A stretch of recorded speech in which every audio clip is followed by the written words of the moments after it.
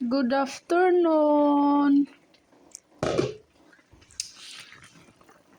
Nagluto ako ng tinola. Ito yung tinulang manok. Ito yung sili ang lalaki ng sili dito.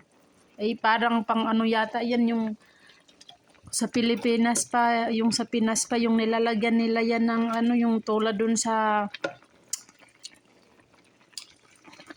plaza, may mga snack, ano nila to, nilalagyan na pina-fry.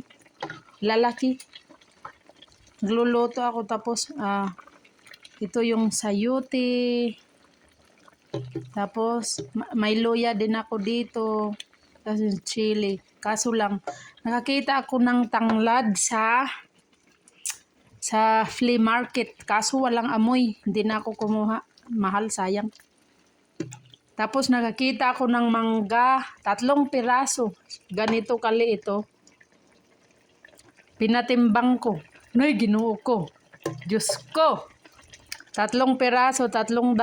Wag na, maliit. Hindi ano.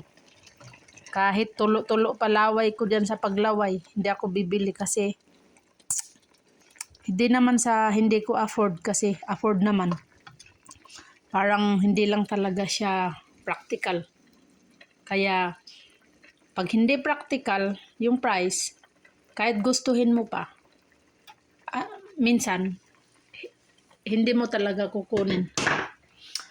Hello, nagluto ako ng tinula. Kasi para pagdating ni Scarlett, galing school, ayun, 2:52.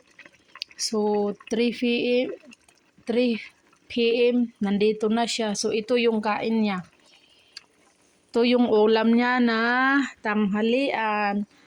Luto na! Charang! Sarap yan. Sa maulan na hapon. Charan! Tinulang manok. Halos lahat naman ay yung spinach lang ang naiba. Pero bye-bye!